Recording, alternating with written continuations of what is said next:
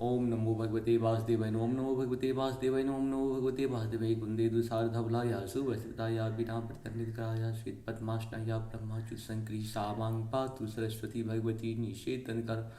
ओम श्री परमात्मने ओम श्री परमात्मने ओम श्री परमा। जय हिंद जय भारत। आप सबका स्वागत है। मैं रामनीश आपसे निवेदन करता हूँ जिनको सब्सक्राइब करें, लाइक करें, शेयर करें।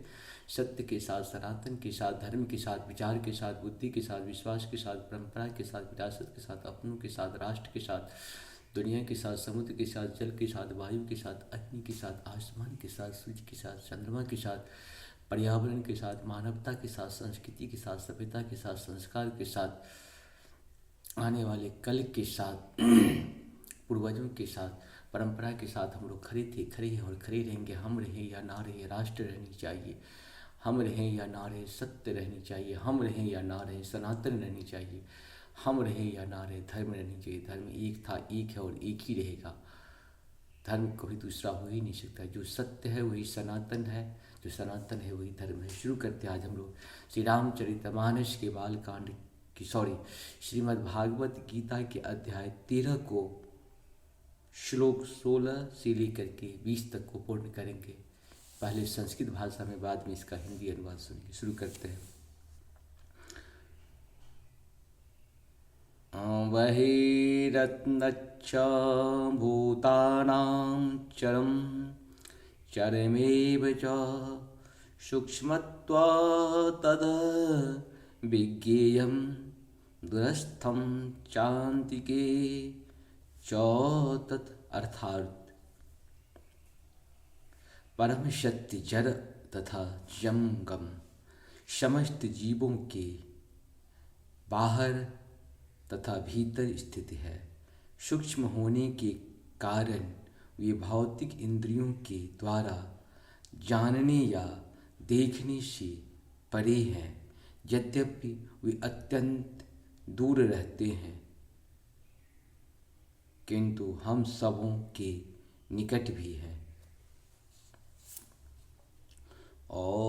अविभक्तं च भूतेषु विभक्तिमेव च स्थितं भूतं भर्तो च तन्येके ग्रसिष्णु प्रभस्विनु च अर्थात यद्यपि परमात्मा समस्त जीवों के मध्य विभाजित प्रतीत होता है, लेकिन वह कभी भी विभाजित नहीं है। वह एक रूप में स्थित है। यद्यपि वह प्रत्येक जीव का पालन करता है, लेकिन यह समझना चाहिए कि वह सबों का संहार करता है और सबों को जन्म देता है। ज्योतिषामपि तज्ज्योति अस्तमसः परमुच्यते ज्ञानं ज्ञेय ज्ञानगम्यं हृदय सर्वस्य विष्ठितम् अर्थात वे समस्त प्रकाशमान वस्तुओं के प्रकाश स्रोत हैं।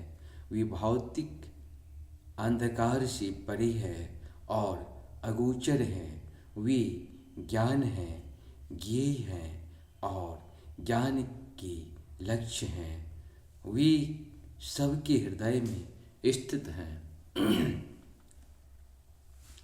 इति क्षेत्रं तथा ज्ञानं ज्ञेयं चोक्त समासतः मभक्तः एतद्विज्ञाय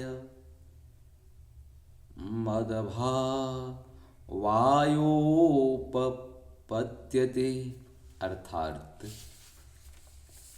इस प्रकार मैंने कर्म क्षेत्र, शरीर, ज्ञान तथा ज्ञेय का संक्षेप में वर्णन किया है।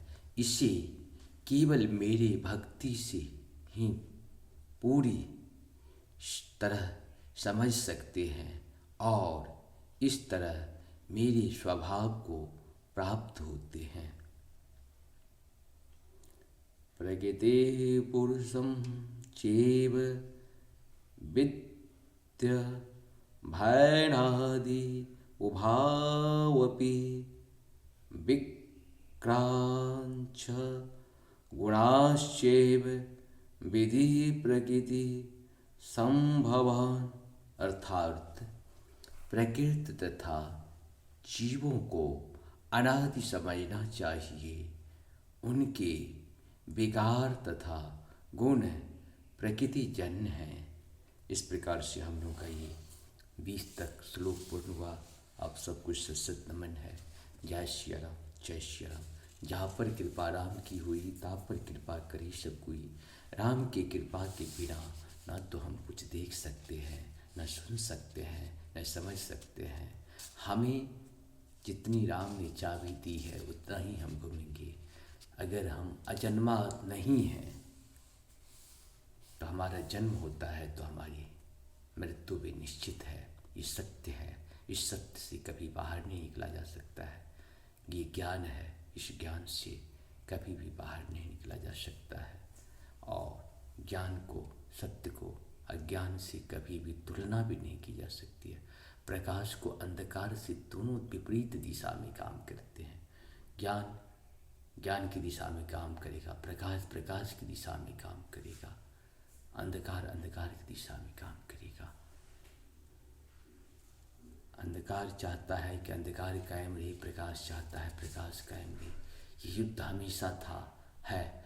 आत्मा चाहता है शरीर मेरे अनुकूल काम करे, शरीर चाहता है कि आत्मा मेरे अनुकूल काम करे। नहीं हो सकता है।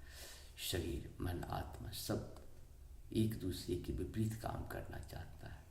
जब एक साथ काम करता है तभी वो महाशक्ति बनता है। महाशक्ति के साथ साथ दानवों को संहार करने की प्रक्रिया पूर्ण करता है। जय श्री हरि, जय श्री हरि।